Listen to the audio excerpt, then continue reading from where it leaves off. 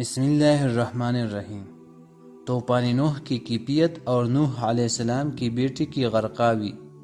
ارشادی باری تعالی ہے، اور وہ ان کو لے کر طوفان کی لہروں میں چلنے لگی، لہریں کیا تھی گویا کہ پہاڑ تھی۔ اس کی وجہ یہ تھی کہ اللہ تعالیٰ نے آسمان سے ایسی شدید بارش نازل فرمائی جو زمین پر اس سے پہلے کبھی نہیں ہوئی تھی، نہ بعد میں کبھی ہوگی۔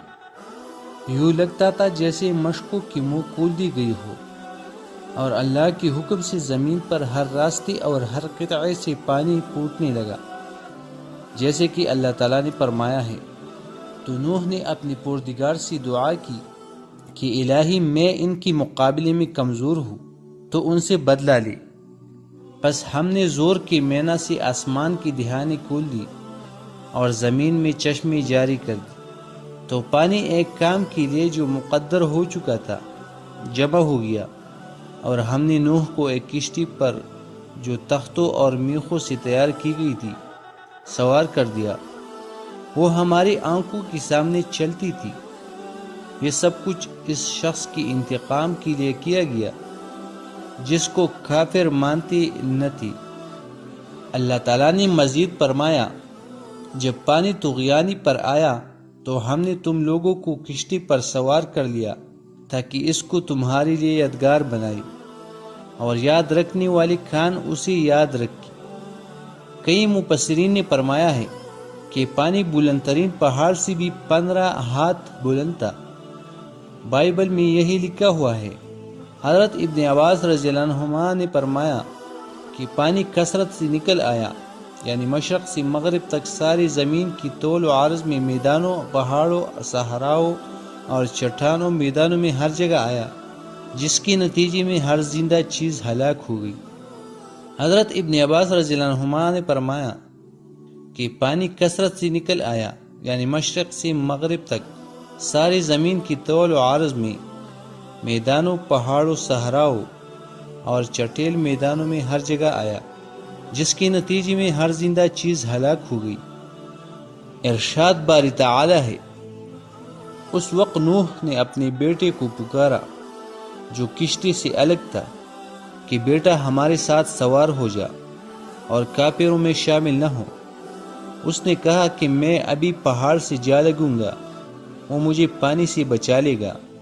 انہوں نے کہا کہ آج اللہ کے عذاب سے کوئی بچانے والا نہیں، اور نہ کوئی بچ سکتا ہے مگر جس پر اللہ رحم کرے۔ اتنے میں دونوں کے درمیان لہر حائل ہو گئی اور وہ ڈوب کر رہ گیا۔ یہ نوح علیہ السلام کا بیٹا یام تھا، جو سام، حام اور یافس کا بھائی تھا۔ بعض علماء نے اس کا نام کنعان بتایا ہے۔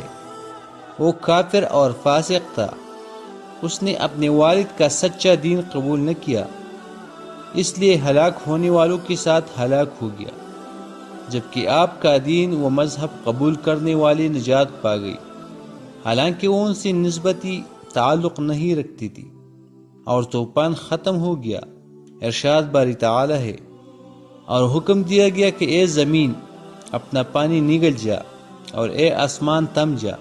تو پانی خشک ہو گیا اور کام تمام کر دیا گیا، اور کشتی کو ہجودی پر جا ٹھہری، اور کہہ دیا گیا کہ بے انصاف لوگوں پر لعنت، یعنی جب زمین پر کوئی ایسا انسان باقی نہ رہا جو اللہ کے سوا کسی کی عبادت کرتا ہو، تو اللہ نے زمین کو حکم دیا کہ اپنا پانی نگل لے، اور آسمان کو حکم دیا کہ بارش برسانا بند کر دے۔ چنانچہ پانی اترنے لگا اور مجرموں کو سزا مل گئی جس کا اللہ نے فیصلہ کر رکھا تھا۔ وہ اپنے بداعمالیوں کی وجہ سے اللہ کی رحمت و مغفرت سے محروم رہی۔ اس کے بعد اللہ تعالیٰ نے فرمایا ہے کہ نوح علیہ السلام نے اپنے بیٹے کے حق میں رب سے دعا فرمائی اور سوال کیا کہ وہ کیوں غرق ہوا۔ اس سوال کا مقصد محض حصول علم تھا، یعنی اے اللہ تو نے مجھ سے میرے اہل و عیال کو بچانے کا وعدہ فرمایا تھا، پھر میرا بیٹا کیوں غرق ہو گیا، حالانکہ وہ بھی میرے اہل و عیال میں شامل تھا۔ اللہ تعالیٰ نے فرمایا، وہ تیرے گھرانے کی ان افراد میں شامل نہیں تھا جن کی نجات کا وعدہ کیا گیا تھا، کیونکہ یہ فرمایا گیا تھا اور اپنے گھر والوں کو بھی بٹھا لو، سوائے ان کے جن کے حق میں ان میں سے ہلاک ہونے کا حکم صادر ہو چکا ہے، اور وہ ان افراد میں شامل تھا جن کے غرق کی جانے کا فیصلہ ہو چکا تھا، اس لیے وہ اہل ایمان سے الگ ہو کر کفار سے مل گیا اور انہی کی انجام سے دوچار ہوا۔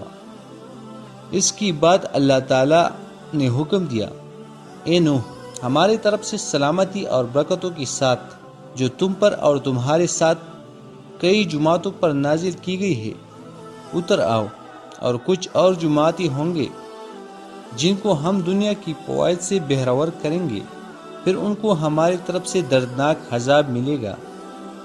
جب زمین کی سطح سے پانی خشک ہو گیا اور زمین پر رہنا اور چلنا پھرنا ممکن ہو گیا تو نوح علیہ السلام کو حکم دیا گیا کہ کشتی سے اتر آئیے، جو طویل عرصہ پانی میں چلتی رہی تھی اور آخرکار مشہور پہاڑ جودی پر ٹھہر گئی۔ بسلام منا و برکات، ان کا مطلب یہ ہے کہ سلامتی کے ساتھ کشتی سے اتر آئی، آپ پر بھی برکت نازل ہو گئی اور ان اقوام پر بھی جو آئندہ زمانے میں آپ کی نسل سے پیدا ہوں گے، کیونکہ اللہ تعالیٰ نے نوح علیہ السلام کی ساتھیوں میں سے کسی کی نسل کو باقی نہیں رکھا، صرف نوح علیہ السلام کی نسل چلی، جیسے کہ ارشاد ہے، اور ہم نے اسی کی اولاد کو باقی رہنے والے بنایا۔ دوستو، اگر آپ لوگوں کو ہماری ویڈیو اچھی لگی ہو تو چینل کو سبسکرائب کرنا نہ بھولیے گا تاکہ آنے والی اپڈیٹ حاصل کر سکیں۔ شکریہ۔